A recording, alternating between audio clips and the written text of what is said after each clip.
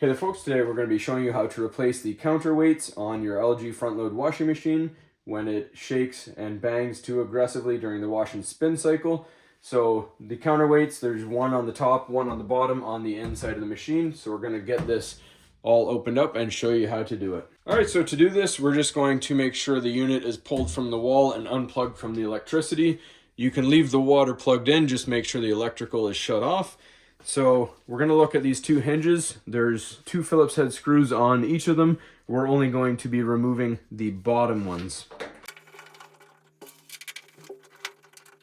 Then you're going to slide the front about 1 inch back and then lift it out and set it aside. So I'm going to quickly show you one of the counterweights that I'm talking about. If you see this piece of plastic right here, you can see there's concrete inside of it. It's mostly all gone, and that's why there's all this concrete dust all over the place, and it's all over the floor right there. You can see all the concrete dust there.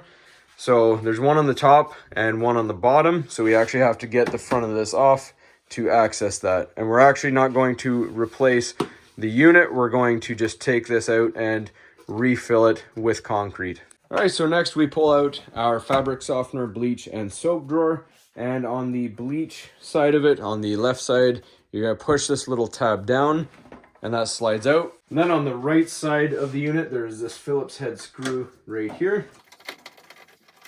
Now on the dispenser door, you got these two here.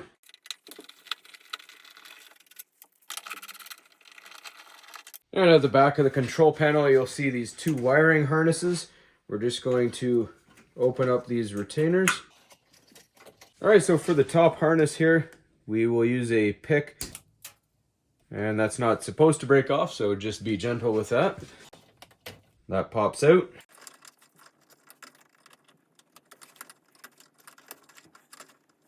Next, we need to pry off the control panel, and to do so, I just use a flat blade screwdriver.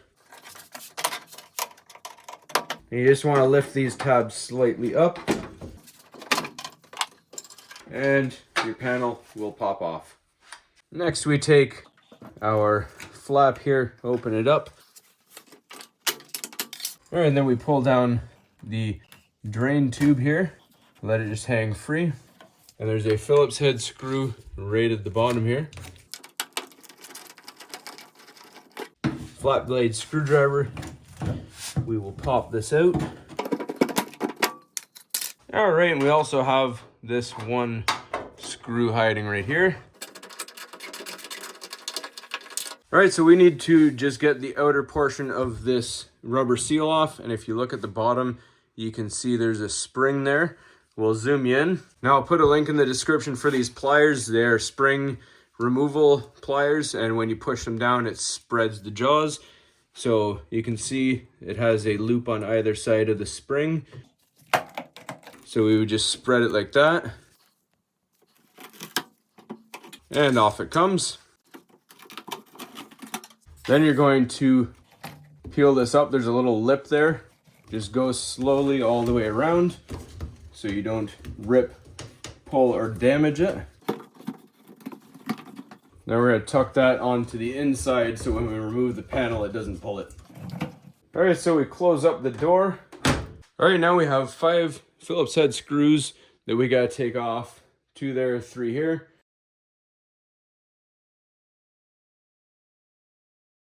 And just be careful, this feels like it's going to come off, so just have a hand ready to make sure that it doesn't fall forwards. All right, just make sure you hold on to the unit and open up your door. We're going to get this door switch out with these 2 Phillips head screws. All right, and the switch should fall back. If it doesn't, just give it a push so it's safely out of the way. So you're going to tilt it down about that far, and you lift it off the hinges there and set it aside. All right, so to review, we have the one counterweight on the top there that we showed you with the missing concrete. And if you pull down the drum, you can see it right there. And the other one is just on the bottom of the drum. Each one is held on by 4 10mm bolts. All right, so we're gonna start with the top one here. I just have a 10mm socket on an extension on my impact wrench. You can use a ratchet if you want, that's entirely up to you. And then if you just pull down on the weight, it's a good idea actually to get the two middle ones first.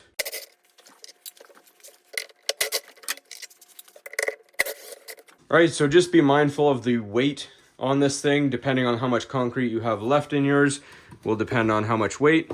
So we're just going to assist it off a little bit with the flat blade screwdriver first.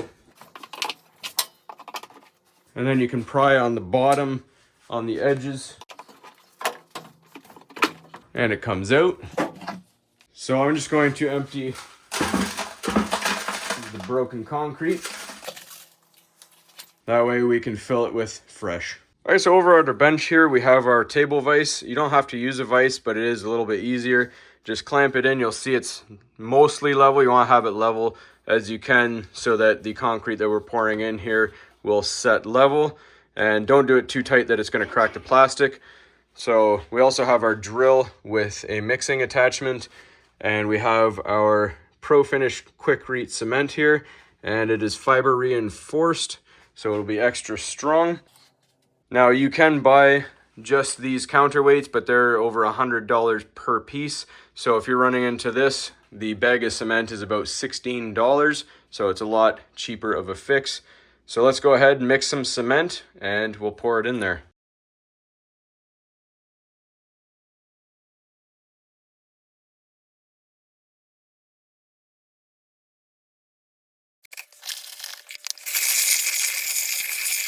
Now we're going to try and do this as mess free as we can.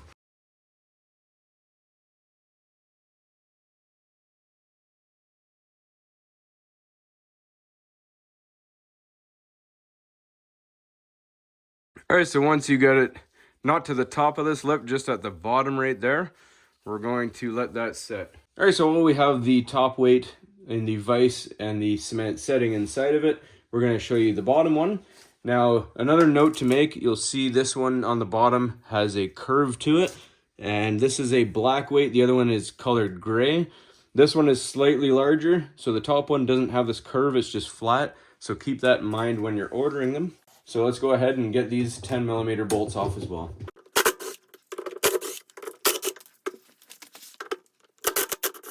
All right, so same thing, just pry on the sides here.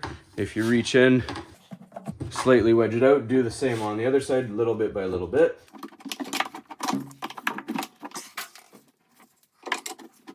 And on the bottom as well, reach your screwdriver in and pry it. All right, and out it comes. All right, now as you can see, our bottom one still has the cement in it, so we're just going to put this back. This is just to demonstrate to you how this comes off and back on. So you want to make sure your part number is facing outwards. And we just tap it into place. Hold the inside of the drum. And we replace, again, just with hand tools, our 4 10mm bolts. And just do them snug enough. So all these plastic things do is expand like a drywall plug kind of an idea as we tighten it down. So once you feel resistance, just give it a light twist and move on to the next one.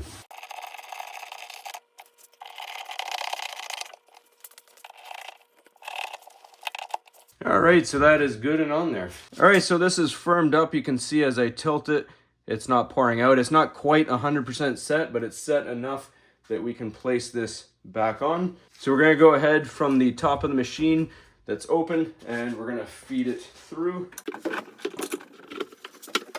And I'm just gonna use the handle of a rubber mallet here because it's a little limited for space, and we're gonna tap it into place. All right, and again, as with the bottom one, we're going to do all these bolts by hand.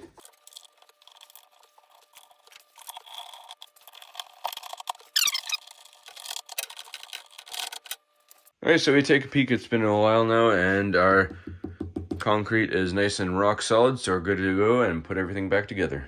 All right, so we're gonna put our panel back in place, but before we do, I just wanna show you, if you closed it to get it out of the way like I did, this lock will lock into place. You just have to push it and open this up before you actually screw everything back together, or you won't be able to get this open once you screw it together. So for now, we'll leave it closed, and we're going to line up the 3 slots here with our 3 hinges on the bottom there. Slide it into place. Make sure your drain tube is coming out of the bottom there. And right now, we'll take that latch, push it, and open up our door first.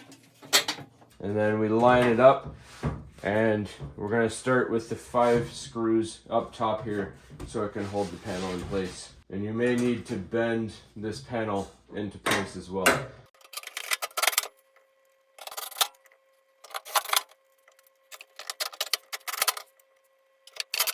Alright, so now you got to get the door switch. So you just pull your rubber back a little bit and you reach inside and you'll feel for the wire. Just don't pull too hard on the wire. So that is your door switch right there. You'll see there is the opening right here. And you'll want to slide it in just like that. And put your 2 screws in.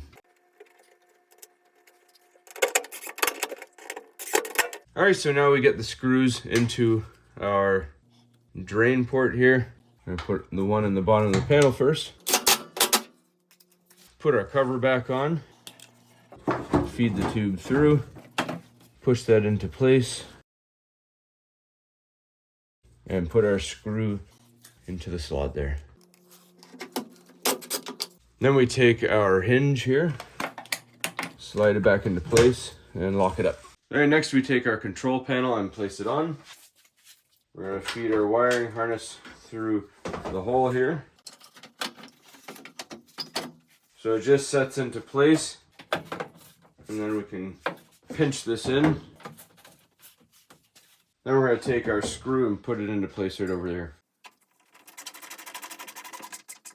All right, and then we put our 2 screws in here.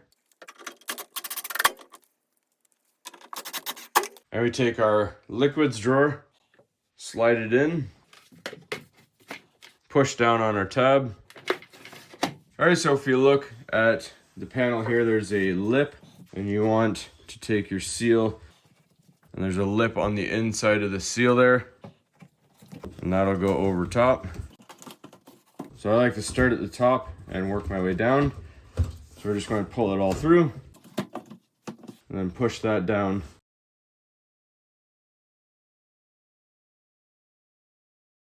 All right, so to get the spring clamp back on nice and easy, I like to use a little bit of hand soap and run it along to grease it up to let it slide easy. And we grab our pliers again, place them into the loops, spread it out, and run it along the seam.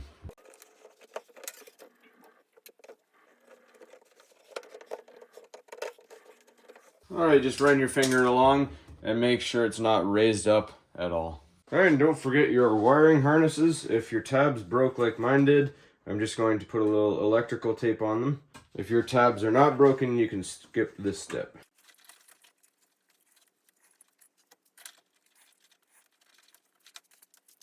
And just tuck the harnesses back into their little holders here.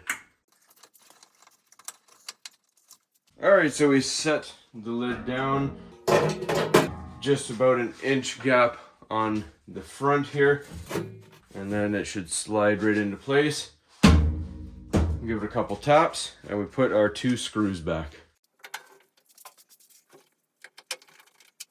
Alright, and then you just push everything back, plug it all in, and just start with a small load. Don't oversize it, just to make sure everything spins properly before you go to full-size loads, and you're good to go. Hopefully you found this helpful. As always, please don't forget to like and subscribe.